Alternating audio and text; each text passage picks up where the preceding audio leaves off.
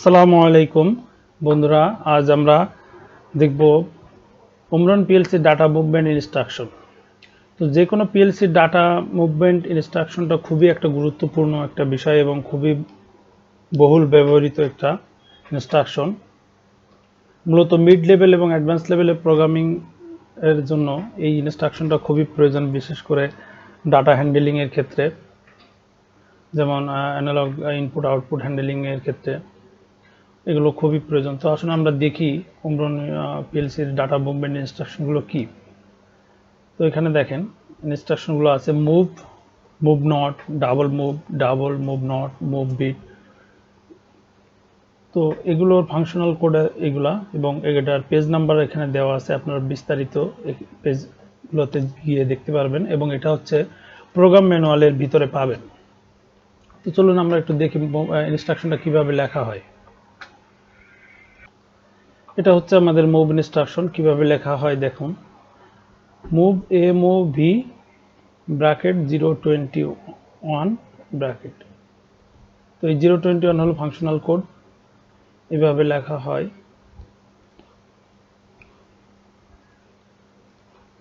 Move প্রথমটা হচ্ছে source, তারপরে হচ্ছে ডেস্টিনেশন, অর্থাৎ এই সোর্স থেকে ডেস্টিনেশনে ডাটাটা কপি হবে। তো এই মুভ ইনস্ট্রাকশন আবার বিভিন্নভাবে লেখা যায়, এই যে এখানে এগুলো ডিসক্রিপশনে দেওয়া আছে। তো আমরা সাধারণ সিম্পল যে মুভ ইনস্ট্রাকশনটা লিখি সেটা হচ্ছে এটা। তো এই মুভ ইনস্ট্রাকশনটা কিভাবে কাজ করে দেখুন। এখানে হচ্ছে গিয়ে এটা হলো সোর্স, এটা ডেস্টিনেশন। মূলত ওয়ার্ড থেকে ওয়ার্ডে হয় এই মুভ ইনস্ট্রাকশনটা, এবং বিট থেকে বিটেও ইনস্ট্রাকশনটা করা যায়। তো বিট থেকে বিটের মুভমেন্টের ইনস্ট্রাকশন কিন্তু আছে, সেটা হচ্ছে মুভ বিট এটা। আর এটা মুভ হচ্ছে ওয়ার্ড টু ওয়ার্ড, অর্থাৎ 16 বিট থেকে 16 বিট কপি হবে।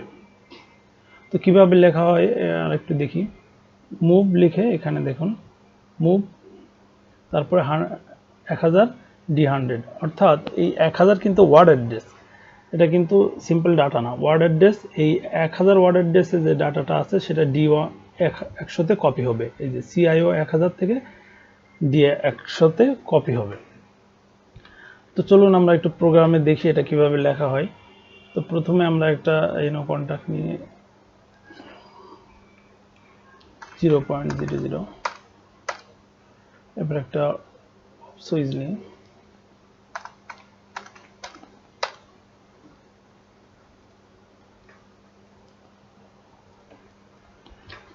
MOV, এরপরে স্পেস দিয়ে আমার ওয়ার্ড অ্যাড্রেসটা লিখতে হবে। আমি যদি আমার পিএলসি দেখেন, আগের চিত্রে আসি, আমি পিএলসি এখানে দেখা যাচ্ছে যে প্রথম যে গ্রুপটা এটা হলো 00 ওয়ার্ড অ্যাড্রেস, আর এরপরটা হলো 01 ওয়ার্ড অ্যাড্রেস। তো আমরা 00 ওয়ার্ড অ্যাড্রেসটা যে ডাটাগুলো আছে সেটা আমি কপি করব। তো আমি এখানে 00 দিয়ে দিলাম, মুভ 0, একটা 0 দিলেই হবে, স্পেস, এরপরে ডেস্টিনেশন D1, এরপরে আমরা একটু সিমুলেশন করে দেখি।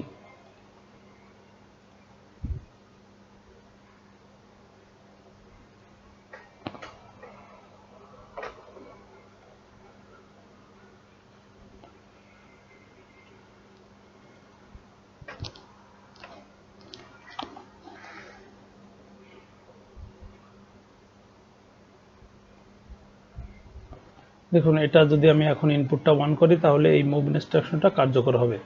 তো আমরা ইনপুটটা 1 করি, অন করলে দেখা যাচ্ছে যে এই ওয়ার্ড অ্যাড্রেস, অর্থাৎ ইনপুটের যে 12টা ইনপুট আছে, এই ইনপুটের বিটগুলা কপি হয়ে D1-এ আসবে।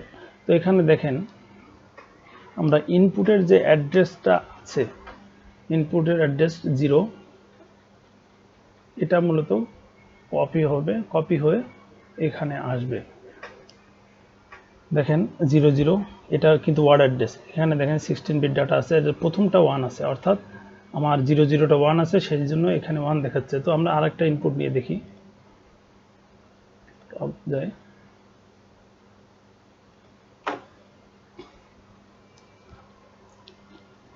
0.02 একটা অফ সুইচ নিয়ে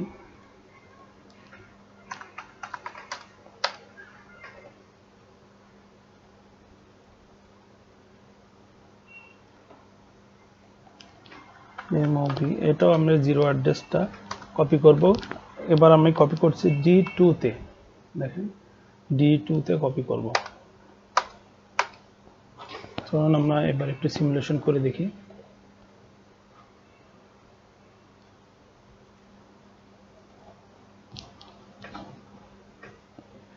দেখুন আমি প্রথমটা, এটা আগের ভ্যালু আছে, এটা আগের ভ্যালু দেখাচ্ছে, তো আমরা এটা 1 করি।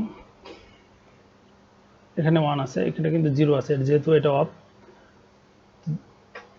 এটা আমি অন করার সাথে সাথে কিন্তু দেখেন ইনপুটের 1 নম্বরটা 1 আছে, আর এটা কয় নম্বর অ্যাড্রেস, 3 নম্বর। দেখেন D1এও কিন্তু এই জিরো অ্যাড্রেসের টোটাল 12টা ইনপুট কপি হয়েছে D1-এ, এখানেও কিন্তু টোটাল 12টা অ্যাড্রেস D2-তে কপি হয়েছে। তো আমরা এখানে যদি দেখি, দেখেন প্রথম ওয়ানটা হচ্ছে 1 নম্বর ইনপুট, দ্বিতীয় যে বিটটা সেটা 0 আছে, মানে এটা অফ আছে। 3 নম্বরটা দেখেন অন দেখাচ্ছে 2 জায়গায়, অর্থাৎ আমি এইভাবে কপি করা যায়। এটা হচ্ছে ওয়ার্ড অ্যাড্রেস। তো আমি এখানে হেক্সাডেসিমাল ডাটা এবং বাইনারি ডাটাও সরাসরি কপি করা যায়। তো আমি একটু দেখি এটা ডেসিমাল ডাটা কিভাবে কপি করা যায়। ডেসিমাল ডাটা কপি করতে গেলে অ্যান্ড লিখতে হয়। প্রথমে অ্যান্ড আমি 4 সংখ্যা 4 D1-এ কপি করলাম। তো অ্যাড্রেসটা আমি লেখা হয়ে গেল। আর এখানে আমি একটা হেক্সাডেসিমাল ডাটা দিই। হেক্সাডেসিমাল লেখার আগে হ্যাশ দিতে হয়, হ্যাশ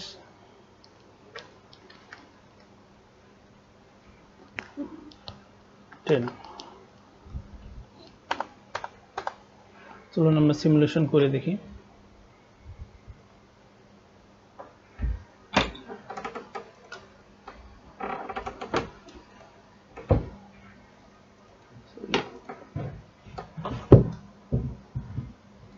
তোমরা 1 নম্বর ইনপুটটা অন করি।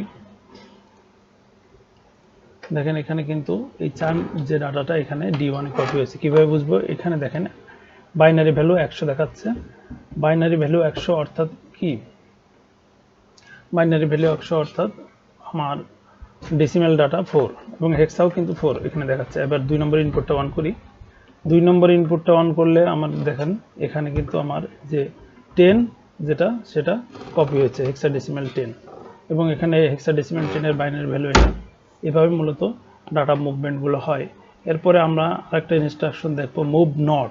মুভ নট কীভাবে কাজ করে সেটা আমরা একটু দেখব। এটা হচ্ছে আমাদের MVN অর্থাৎ মুভ নট। এটাও একই মুভের মতো, সোর্স এবং ডেস্টিনেশন, সোর্স ডাটা থেকে ডেস্টিনেশনে কপি হবে। তো কপি হওয়ার ক্ষেত্রে এটা ওয়ার্ড টু ওয়ার্ড কপি হয়, সোর্স ওয়ার্ড ডেস্টিনেশন ওয়ার্ড। কিন্তু এটা মূল পার্থক্য যেটা সেটা হচ্ছে কপি হওয়ার সময় এটা রিভার্স হয়ে যাবে। অর্থাৎ এখানে দেখুন MVN 200 অর্থাৎ 200 ওয়ার্ড অ্যাড্রেসের ডাটাটা D100-এ কপি হবে। এটা হচ্ছে 200 ওয়ার্ড অ্যাড্রেস। এখানে যে ডাটাগুলো আছে 101100, এই ডাটাগুলো এই D100-এ কপি হবে, কিন্তু কপি হওয়ার সময় এটা সম্পূর্ণ রিভার্স হয়ে যাবে। এখানে দেখুন 1টা 0 হয়ে গেছে, 0টা 1 হয়ে গেছে, 1 0, এখানে 1 0 হয়ে গেছে, 0টা 1 হয়ে গেছে। এইভাবে মূলত রিভার্স কপি হয়। তো আমরা যদি প্রোগ্রামে লিখি, এইভাবে লেখা হয়। একটা ইনপুট নিলাম, নেওয়ার পরে MVN লিখে এরপরে আমি যদি এটা সিমুলেশন করি, দেখেন সিমুলেশন করার পরে কি আসে।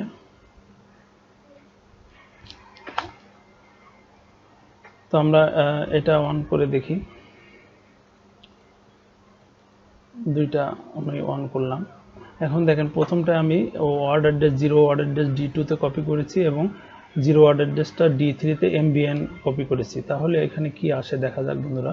দেখেন D2-তে আমার যে অ্যাড্রেসটা কপি হয়েছে সবগুলো 0, শুধু এই একটা আর এই একটা 1 আছে।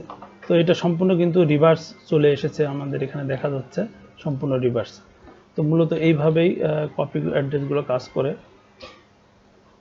তো আজ এই পর্যন্তই শেষ। আল্লাহ হাফেজ।